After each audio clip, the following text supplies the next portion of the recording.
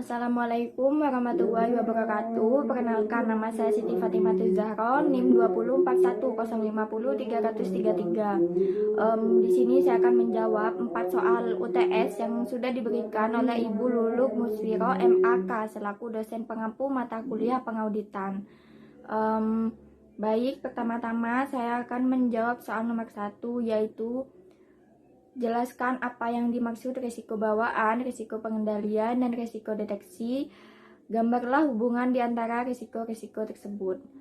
Risiko bawaan atau inherent risk dan risiko pengendalian atau control risk adalah 2 dari 3 bagian model risiko audit yang digunakan auditor untuk menentukan keseluruhan risiko audit.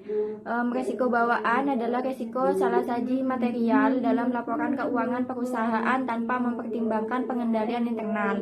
Risiko pengendalian adalah kemungkinan salah saji material dalam laporan keuangan perusahaan karena tidak ada pengendalian internal yang relevan untuk mengurangi risiko tertentu atau pengendalian internal yang ada tidak berfungsi.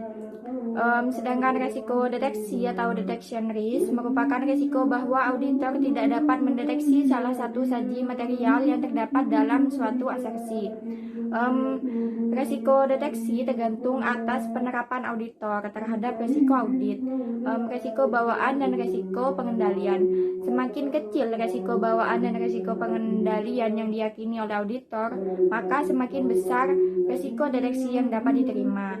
Sebaliknya, semakin besar adanya risiko bawaan dan risiko pengendalian yang diyakini oleh auditor, maka semakin kecil tingkat risiko deteksi yang dapat diterima. Baik, untuk soal yang nomor 2, yaitu sebutkan hal-hal yang harus dipertimbangkan oleh auditor dalam menentukan imbalan jasa profesional, kemudian jelaskan apa yang dimaksud dengan lowballing. Hal-hal yang harus dipertimbangkan saat menentukan imbalan jasa profesional audit. Yang pertama, keterampilan dan pengetahuan yang diperlukan. Yang kedua, tingkat pelatihan dan pengalaman dari pihak-pihak yang terlibat saat melakukan jasa profesional. Yang ketiga, waktu yang diperlukan. Yang keempat, besarnya tanggung jawab saat melakukan jasa-jasa audit. Untuk selanjutnya, yaitu lowballing adalah auditor menetapkan audit fee atau harga auditor yang lebih rendah ketika klien pertama kali mendaftar yang bertujuan untuk mendapatkan klien yang lebih banyak.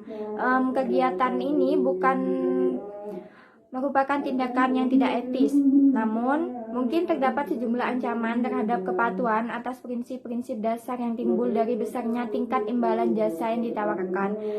Misalnya ancaman kepentingan pribadi atas kompetensi dan sikap kehati-hatian yang profesional muncul jika imbalan jasa yang ditawarkan begitu rendah, sehingga mungkin sulit bagi akuntan profesional untuk melakukan penugasan berdasarkan standar teknis dan profesional yang berlaku pada tingkat harga tertentu. Untuk yang selanjutnya, soal nomor 3, mengapa kode etik profesi akuntan atau kode etik akuntan Indonesia publik atau itu diperlukan baik untuk akuntan publik atau akuntan internal? Karena tujuan pemuktahiran kode etik ini sendiri untuk meningkatkan profesi akuntan publik di Indonesia, terutama dalam meningkatkan kompetensi, kualitas, daya saing, dan profesionalisme akuntan publik, sehingga profesi akuntan publik di Indonesia dapat selalu mengikuti dan memenuhi tuntutan perkembangan zaman. Yang keempat, yang terakhir, apa yang dimaksud surat perikatan audit, serta buatlah contoh surat perikatan tersebut. Surat perikatan audit atau audit engagement letter adalah surat persetujuan antara auditor dengan kliennya tentang syarat-syarat pekerjaan audit yang akan dilaksanakan oleh auditor.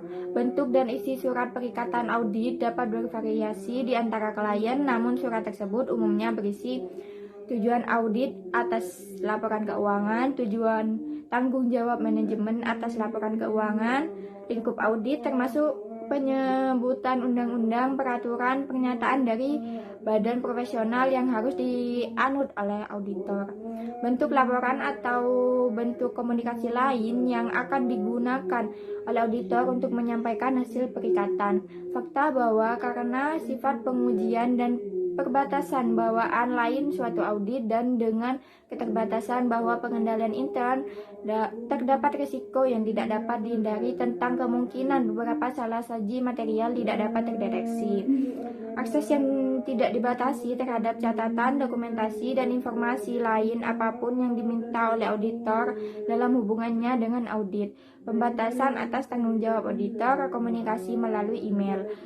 Untuk contoh surat perikatan audit ada di file yang sudah saya buat dan dikumpulkan di bawah link pengumpulan video ini.